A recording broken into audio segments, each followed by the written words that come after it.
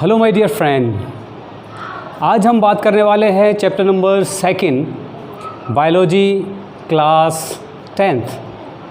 The name of this chapter is control and coordination. तो वास्तव में कंट्रोल और कोऑर्डिनेशन क्या होता है? Control and coordination when all the organs of our body working together in a systematic manner so as to give a proper response to the stimulus. इसका मतलब है कि जब हमारे बॉडी के सारे ऑर्गन मिलकर वर्क करते हैं ताकि वो कोई भी चेंजेस एटमॉस्फेयर में हो उसको हम पता लगा सकें, and this is known as coordination. इसको हम एक किसी एग्जांपल की मदद से समझते हैं कि suppose you are studying in a school में आप स्टडी करते हैं और वहाँ पर प्रिंसिपल होते हैं, टीचर्स हैं, मैनेजमेंट है, 4th क्लास है, वो सारे ऑर्गन्स की तरह समझ लीजिए। और वो स्कूल एक ऑर्गेनाइजेशन है जिसमें वो बॉडी की तरह है ऑर्गेनाइजेशन। तो स्कूल के सारे functioning organ, principal, management, teachers, 4th class, all working together in a systematic manner so as to give a proper response to the stimulus. कि सारे लोग मिलकर, सारे ऑर्गन मिलकर जब वर्क करते हैं प्रॉपर वे में, ताकि जो भी चेंजेस है, चाहे गर्मी पड़ रही है, सर्दी पड़ रही है, उसको हम पता लगा सकें, and this is known as coordination. आइए हम डेफिनेशन की मदद से इसे समझने की कोशिश करते हैं कि what is coordination. When all organs of our body working together in a systematic manner so as to produce a proper response to the stimulus. And what is stimulus? Stimulus, anything change in the atmosphere, बाहर जो भी changes आते हैं वो stimulus कहलाता है। Stimulus light भी हो सकता है, टेम्परेचर भी हो सकता है, वाटर भी हो सकता है, जिसकी वजह से हमारी बॉडी में रिस्पॉन्स प्रोड्यूस होता है, and this is known as stimulus. दोबारा से, when all organs of body working together in a systematic manner so as to produce a proper response to the stimulus, and this is called as coordination।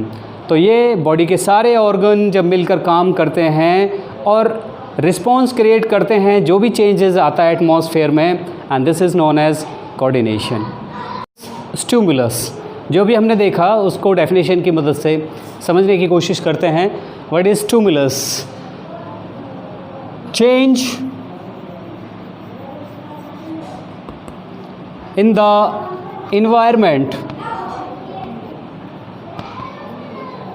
environment which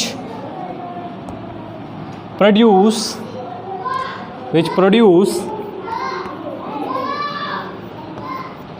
response in our body called stimulus, STIMULUS। Stimulus singular है और stimuli plural है। The changes in the environment which produce response in our body. कोई भी चीज़, अगर हमने कोई गर्म चीज़ को या ठंडी चीज़ को छुआ, suppose we touch a hot pan, एक गर्म कढ़ाई को हमने छू लिया और हमने तुरंत अपनी हाथ को वापस खींच लिया, ये रिस्पॉन्स है। और जो गर्म कढ़ाई को हमने छुआ वो स्टिमुलस है। कोई कांटा हो सकता है, टेम्परेचर हो सकती है, लाइट हो सकता है। तो anything in the environment which produce response in our body, and this is known as stimulus. Example हम देख लेते हैं। What are the example of stimulus? Temperature,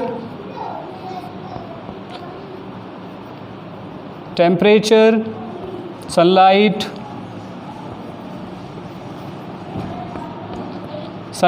water,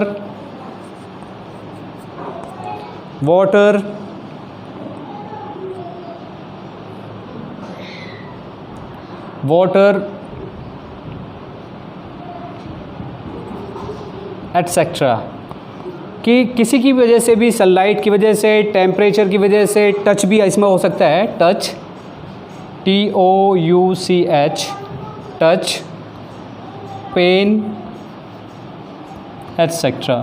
तो these are some changes which occur in the atmosphere which produce response in our body and this is known as stimulus.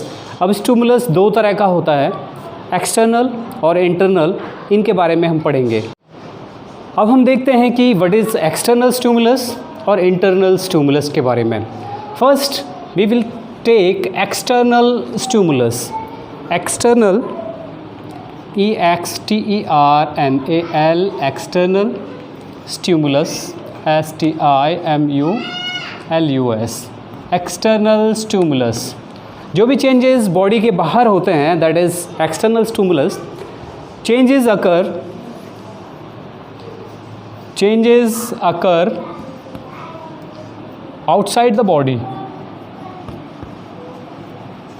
outside the body called external stimulus.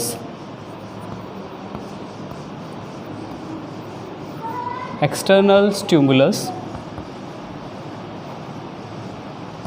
एग्जाम्पल जो हम अभी थोड़ी देर पहले भी हमने लिया था, टेम्परेचर, सनलाइट, हीट या कोल्ड, ठीक है। These are thorn, THORN, thorn mean कांटा अगर किसी को चुभ जाए, तो these are the external stimulus. These are external stimulus जिसकी वजह से जो चेंजेस बाहर हो रहे हैं, जिनकी वजह से हमारी बॉडी में रिस्पॉन्स क्रिएट होता है, these are external stimulus. Changes अगर outside the body called external stimulus. Example temperature, sunlight, cold, thorn etcetera. अब हम देखते हैं इंटरनल स्टिमुलस के बारे में। What is internal stimulus? Second, internal stimulus.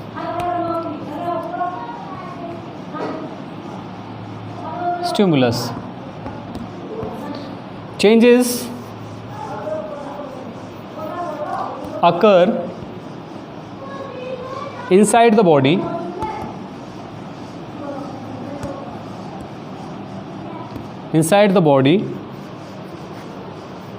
called internal stimulus. Example देख लेते हैं। एग्जाम्पल है pen,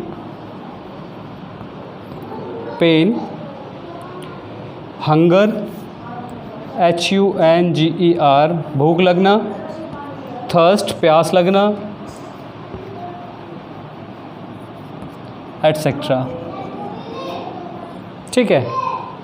these are the changes which occur या sexual desire,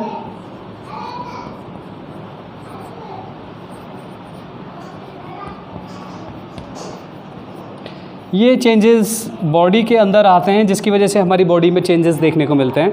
these are the some internal stimulus. Internal stimulus changes occur inside the body and this is known as internal stimulus.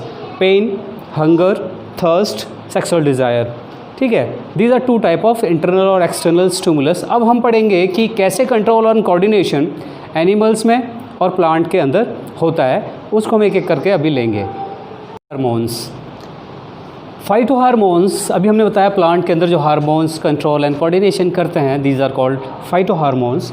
The name of these hormones auxin, AUXIN, auxin, gibberellin, GIBBERELLIN, gibberellin, and cytokinin, CYTOKININ, cytokinin.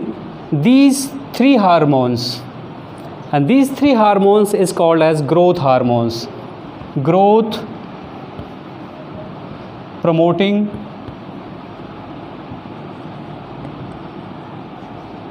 hormones या growth hormones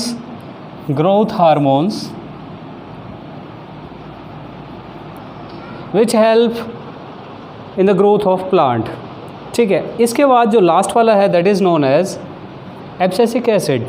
abscisic acid जो होता है this are, ये hormone जो होता है वो growth को कंट्रोल करता है।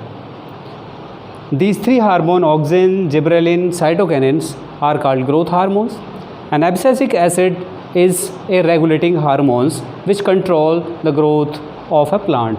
दीज आर ग्रोथ हार्मोन, ध्यान रखना है, these three are the growth hormones which promote the growth of a plant, and abscisic acid is a regulating hormones that control या regulate the growth of plant. आगे हम पढ़ेंगे कि किस तरह से इनके फंक्शन है सबके, ऑक्सिन का क्या फंक्शन है, जिब्रेलिन का क्या फंक्शन है, साइटोकिनिन का क्या फंक्शन है और एब्सिसिक एसिड का क्या फंक्शन है। हम एक एक करके सारे फंक्शन को जानने की कोशिश करेंगे।